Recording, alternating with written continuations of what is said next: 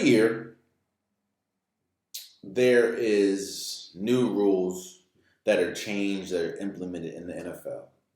And every year, these new rules, these new changes always spark huge debate, huge topics. And this year, obviously, is no different. This year's big rule change was the banning of the hip drop tackle.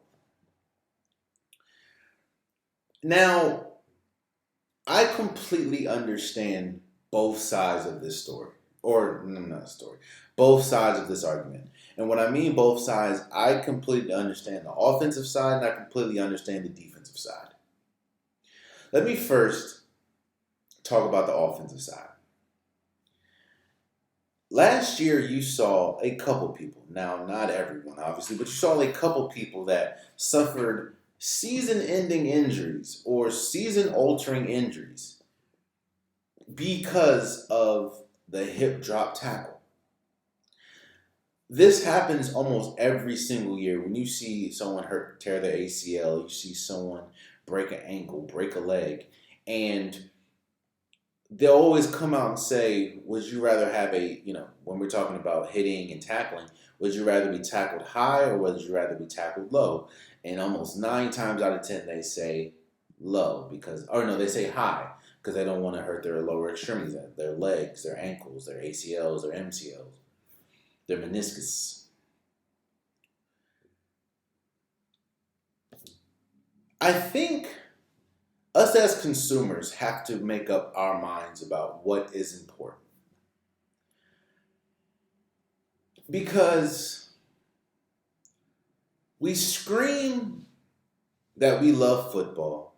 We scream that we love the violence, the sheer brutality of football. Yet and still, we in the same breath, we say we honestly care about these players' health. Because, don't get me wrong, this is going to change the way that tackling has to be done.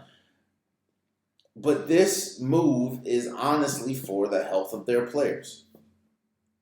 I think when big situations like this happen, or when big swooping topics happen, that's the only time that fans really care about players' health. Like when the NFL was trying to crack down hard on concussions. That's the only time you really heard about, whoa, what are we doing? The players' health is so important. Yet and still, there's still people that love the old way the game is played. And how people would not get their heads knocked off. Or you see people, and this is, you see people go, well, they're taking out the fun of the game. Now we're going to be playing, flag football. Bruh, you're trying to preserve these people. Mind you, man, a lot of these, I don't know if you've ever broken anything. It don't hurts. And there's a lot of times where you can break something and it never heals right. Like it could be nerve damage. It could be, I'm not going to say permanently broke, but it can cause permanent damage. So in that instance, I get it. And I also get it in a defensive mindset because the game has leaned so heavily on the offense as far as an advantage because, again, I've said this before and I will say it again. These leagues, at the core of all of these leagues, they are a business. Means they are in the business of putting out the best product. And what is the best product? What gets the most views for the NFL? Touchdowns. Nobody wants to sit through a 7-3 game. They want to see a high-scoring game. So, of course, they're modeling their their game around what people like to see. And that, as unfortunate as it is a disadvantage to the defense, which is why you see the way the tackling, not just the hip tackling, but the penalties, the pass interferences. The game is leaning so heavily to the offense that it makes it almost impossible to play a clean game defensively because they have to adjust the way that they've been taught their entire life. They have to adjust much more than the offense has to adjust. And I get it, I understand. I understand the frustration. It's just like this is yet another quote unquote advantage that you're taking away from the defense. But I would combat that by saying if a hip drop tackle.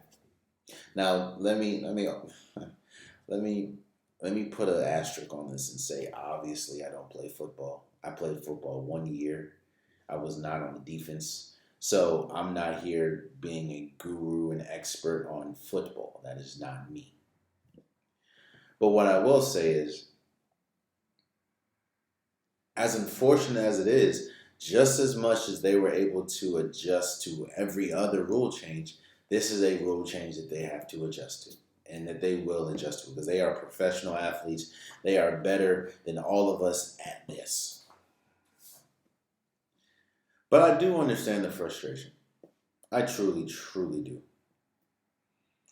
Because it's like,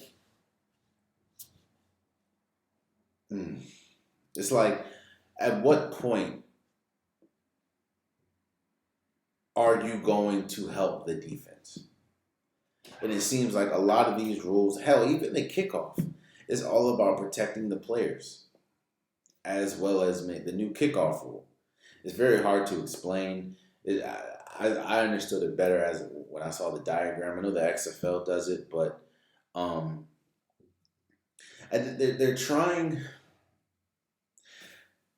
I will say this, and this is my point of view.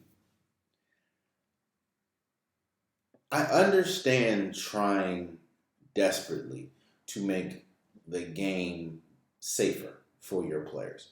I think that is the most important thing that the brand should want to do is make the sport safer for your athletes.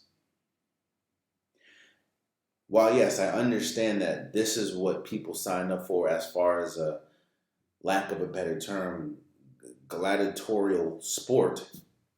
I don't even think gladiatorial, but I just made it up. But you're playing such a brutal sport. Obviously, the people that play know what comes with it. But at the end of the day, you should try your hardest into trying to make it as safe as possible. But the only thing that I would say is there's a very fine line between making it as safe as possible and, for lack of a better term, diluting the product and making the product so lopsided that it essentially hurts its viewership and hurts its credibility. Because again, the game is leaned so heavily on on the offensive side that it's almost impossible for a defensive player to adjust.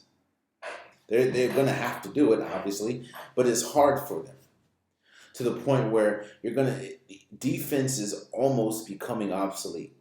Or let me say this. Let me not say obsolete. Let me back up. Defense is almost becoming impossible to play.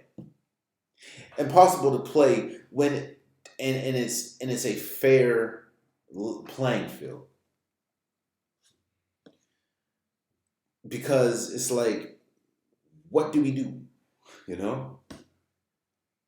So I'm all for the league, every league, to make their league safe.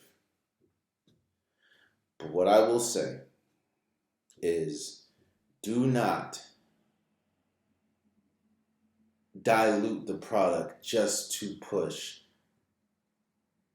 a safety thing, especially on a sport that you run, is a dangerous sport. Again, Let me say this again so people understand exactly what I'm saying. I'm all for making the game as safe as possible. These are people that we're talking about. And in a humanity sense, in a humane sense, I want them to be as safe as possible at their workplace. But just like I understand, just like they understand when they sign up to play, there is a level of violence that they're agreeing to. And I don't want, just don't push the envelope so much on one side, which it seems like the NFL, which is what we're talking about, is doing. Don't push the envelope so much to one side that it essentially dilutes the product and it makes the product seem a bit unfair. So, yeah. I'm just, I am interested to see, I'm interested to see how defenses adjust to this, because this is it's always crazy to see that something that players have been taught. Now I don't know if they've been taught hip drop tackles, but what they have been taught is, do whatever you can to get that running back, to get that offensive player on the ground, So it's interesting, but we'll see. Oh man, you stayed to the end of the video. I appreciate you. If you like what you saw, be sure to hit that subscribe button so you'll never miss any content from your boy.